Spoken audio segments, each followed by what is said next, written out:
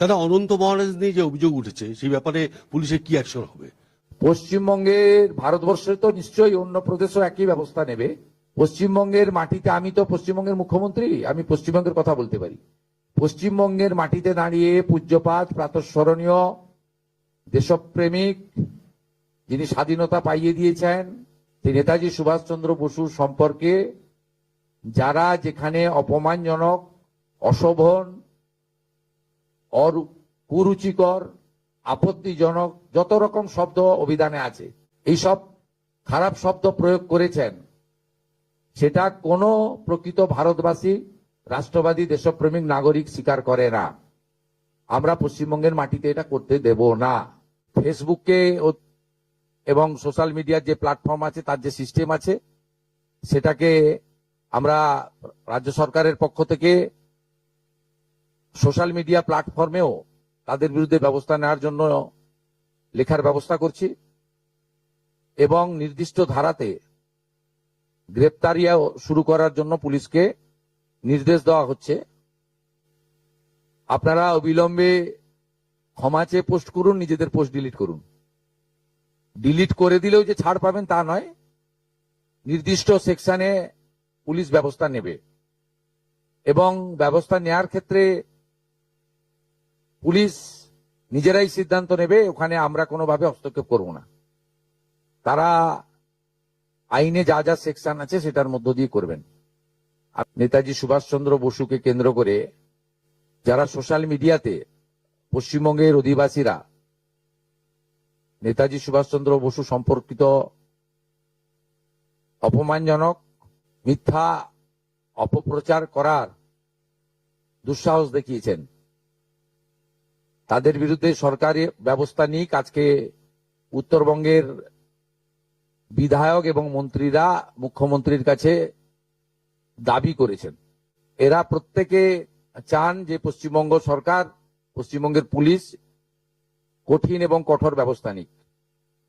যেখানে অভিযোগ আমরা পেয়েছি, ভারতীয় ন্যায় সংহিতা অনুযায়ী সেকশনে কেস হবে এবং আমি যারা দুঃসাহস দেখিয়েছেন তাদের কাছে অনুরোধ করব, অনুরোধ ঠিক নয়, পরামর্শ দেব। একদিকে তো পুলিশকে আমি নির্দেশ দিলাম, অন্যদিকে বলবো যে তারা যে দুঃসাহস দেখিয়েছেন, এই দুঃসাহস ভালো না এবং এটা পশ্চিমবঙ্গ সরকার, পশ্চিমবঙ্গ পুলিশ ভালোভাবে নিচ্ছে না। আমাদের উত্তরবঙ্গের এতজন বিধায়ক, তারা যারা রাষ্ট্রবাদ এবং দেশপ্রেমের পক্ষে লড়াই করেন, তাদের পক্ষ থেকে এই ধরনের একটা প্রস্তাব বা দাবি মুখ্যমন্ত্রীর কাছে তারা করেছেন।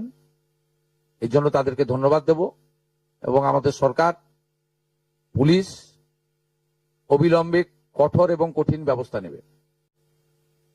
এটা খুব পরিষ্কার বক্তব্য। দুপুরবেলা আজকে বিধায়ক সেবা কেন্দ্রের নাম নেতাজি সুভাষচন্দ্র বসুর উপর ডেডিকেশন করেছি আমরা।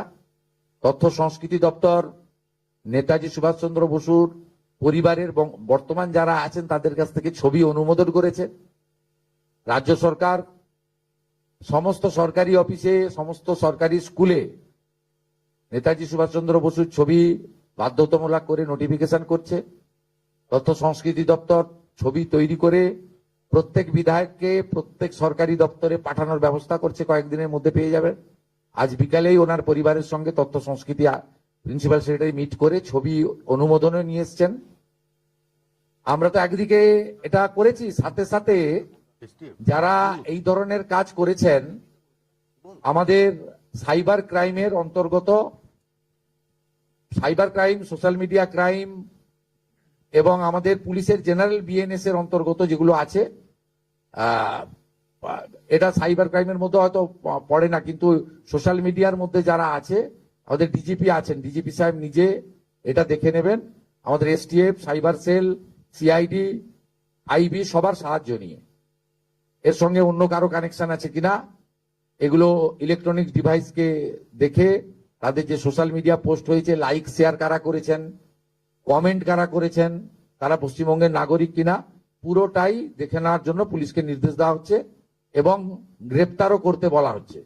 এবং আইন সবার ক্ষেত্রে সমান, তিনি মন্ত্রী হন, শান্ত্রী হন, সাংসদ হন, বিধায়ক হন, যেই হন, যে দলেরই হন, এমনকি যদি সরকারি কর্মচারী পুলিশ কর্মী হন, তার ক্ষেত্রেও আইন সমানভাবে প্রয়োগ করা হবে। মাননীয় মুখ্যমন্ত্রী, কদিন আগেই বর্ধমান, আজকে বনগা, এই বিভিন্ন জায়গা থেকেই প্রায়শই এরকম পাকিস্তানি জঙ্গি সন্দেহে গ্রেপ্তার করা হচ্ছে। রাজ্যের বিভিন্ন প্রান্ত থেকে, এমনকি শহর কলকাতাতেও একজনকে আটক করা হয়েছে। এই ঘটনায় আপনি একজন মুখ্যমন্ত্রী হয়ে রাজ্যের সেই জায়গায় আপনি কি বলবেন? না না, আমি হিন্দিতে একটু আগে বলেছি, দেখুন এগুলো কন্টিনিউয়াস হতো, এটা সেফ প্যাসেজ ছিল বাংলাদেশ থেকে যাতায়াত করার। বাংলাদেশ তো জঙ্গিদের ঘাঁটিতে পরিণত হয়েছে, তারা পশ্চিমবঙ্গকে সেফ করিডোর হিসেবে ব্যবহার করত। আগে বাইরের রাজ্যের পুলিশ এসে এগুলো অ্যাকশন নিত,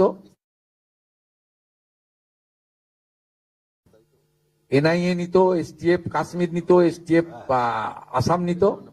পশ্চিমবঙ্গের পুলিশকে করতে দেওয়া হতো না, এরা কম্পিটেন্ট পুলিশ। এখন পশ্চিমবঙ্গ পুলিশকে করতে দেওয়া হচ্ছে, তাই আপনাদের সামনে এগুলো আসছে। 17 তারিখে ঘোষিত, টাকা 17 তারিখে পাবেন। তার ধারাই বাছাইয়ের কাজ অন্তিম পর্যায়ে চলছে, বলে দেবো কারা যোগ্য অযোগ্য বলে দেবো। আমরা তো আগেই বলেছি 17 তারিখ থেকে যোগ্য লোকেরা টাকা পাবেন, কোনো অসুবিধার কারণ নেই। মানে আগের সরকার 500 টাকা দিতে ক মাস লাগিয়েছিল, 9 মাস লাগিয়েছিল। যে যোগ্য মহিলা দিদি রয়েছেন, বোন রয়েছেন, যার পাওয়া উচিত 25 থেকে 60 বছর বয়সের, তিনি পাবেন অগ্রাধিকারের ভিত্তিতে। কোনো চিন্তার কোনো কারণ নেই, এতটুকু চিন্তা করবেন না। আমরা জুন মাসে 28 লক্ষ মহিলাকে দিয়েছি, আমরা জুলাই মাসে 1,19,00,000 মহিলাকে দিয়েছি। এবারে সংখ্যা বাড়বে এবং ধারাই বাছাই হচ্ছে।